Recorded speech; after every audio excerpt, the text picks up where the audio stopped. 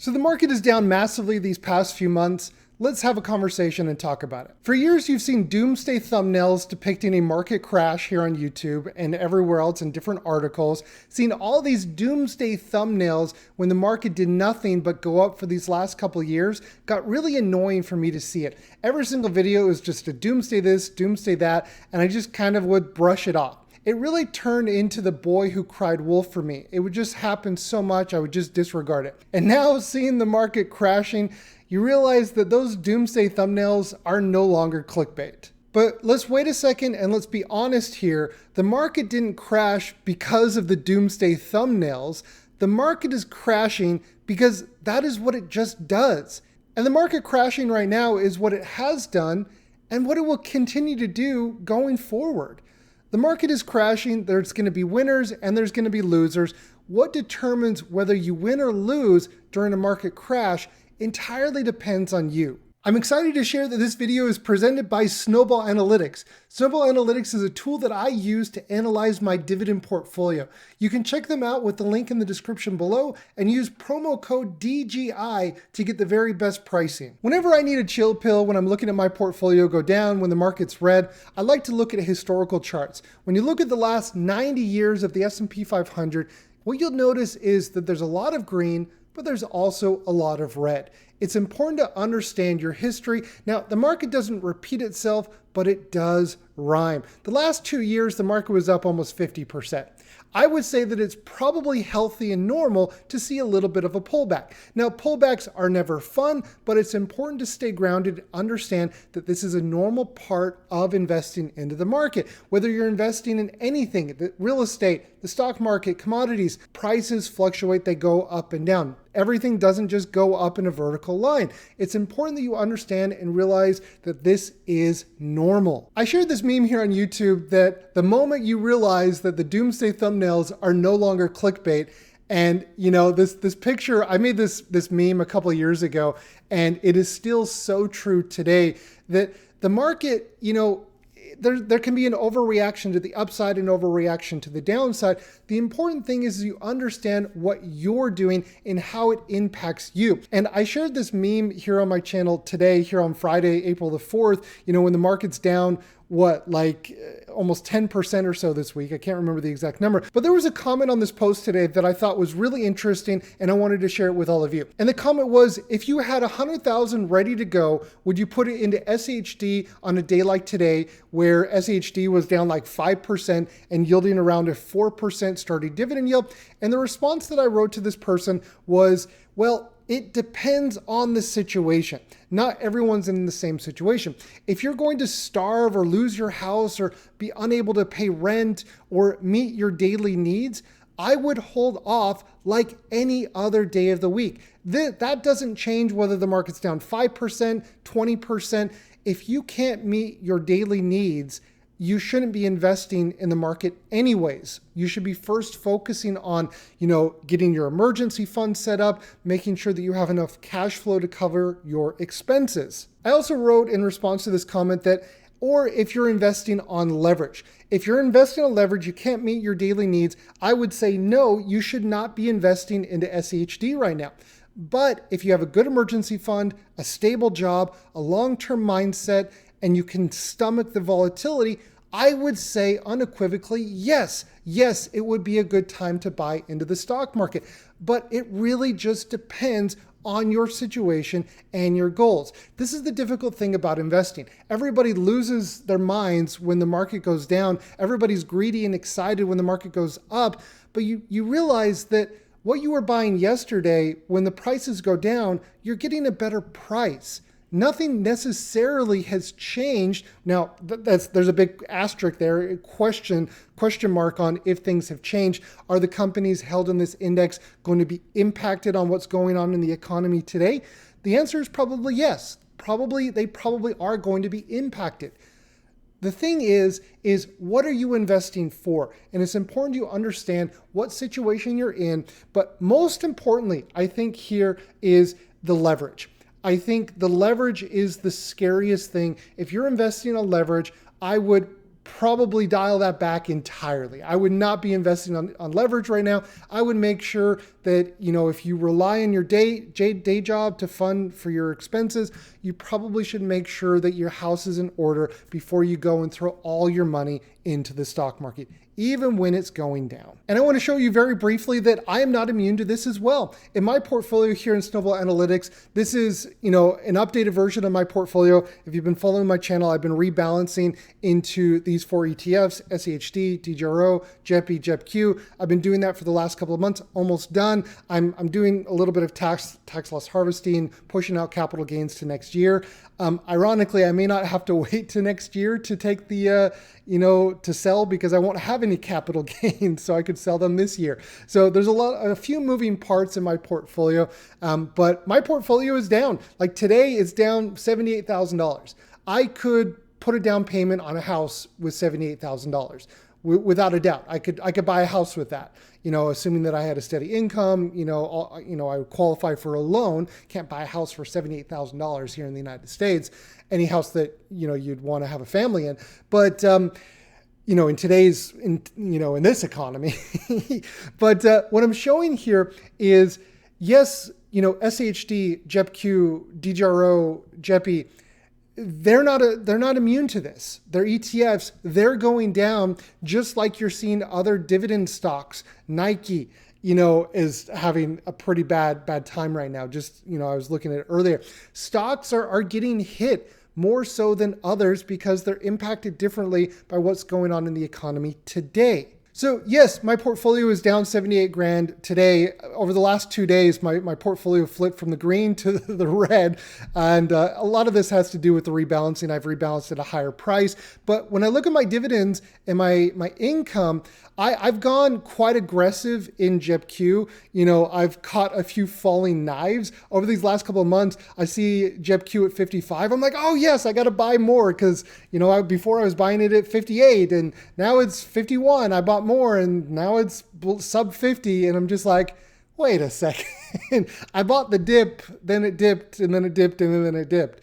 And here coming, I've been waiting for DGRO to finally get to around a 2.5 starting dividend yield, and then I'll start buying DGRO. Now I can finally, I think, start allocating new money to DGRO as I'm rebalancing. So that's why you're seeing so much in JEPQ, because I got a little greedy. I can admit when I was rebalancing, I was like, wait, the yield on JEPQ is going up. And I couldn't control myself. So I bought a little bit more JEPQ, been buying SHD, but my dividend yield for the portfolio has gone up because I've invested more into JEPQ. We'll see how the distributions pan out over the coming months, years, etc. But my current forward yield is like 7.7%. My yield on cost is just around 7% now, which will give me, with the income that I have invested in the portfolio as of now, just around $100,000.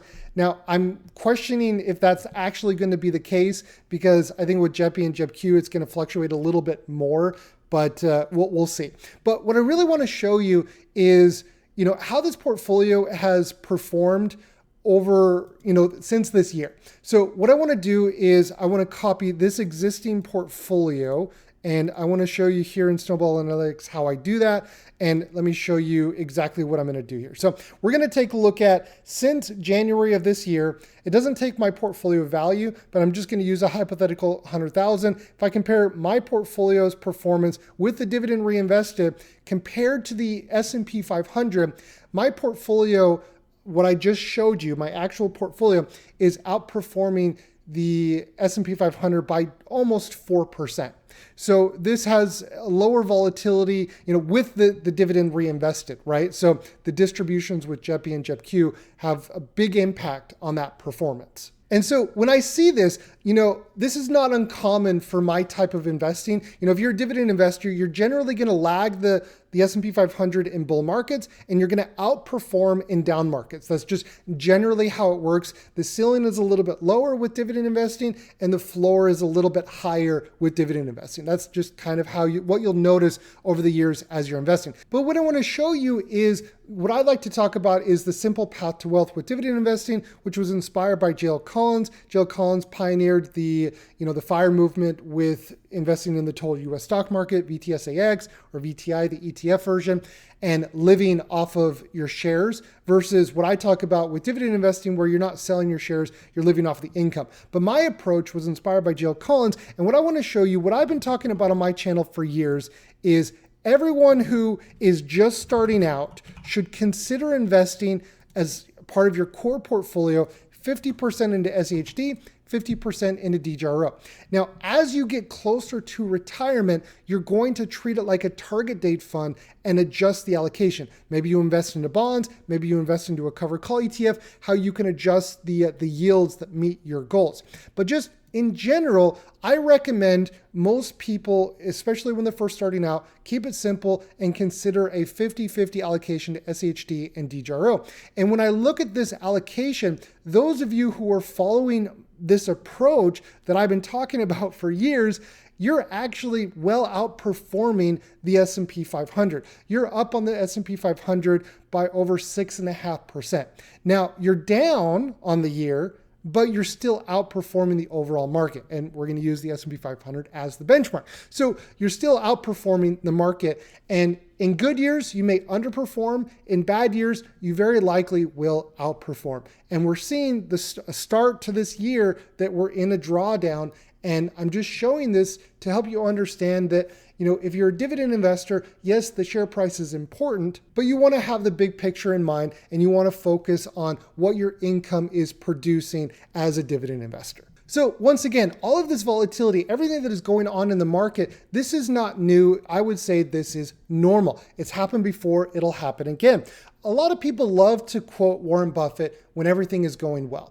The most popular Warren Buffett quote out there is to be greedy when others are fearful and fearful when others are greedy. And I think this quote gets really misused and abused here online when people talk about, referencing this quote when it comes to investing into individual stocks. When the market is down as a whole and you're investing into index funds, I truly believe that that's when this quote really shines.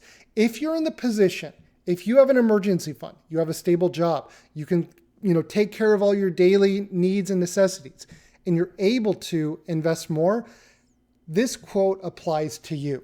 If you are on leverage, you don't have an emergency fund, you're staring layoffs in the face, this doesn't apply for you because you're not in the position to take advantage of this. This really only works if you're in the position to take advantage of it. And one of my favorite Warren Buffett quotes personally is, "Only when the tide goes out do you discover who's been swimming naked."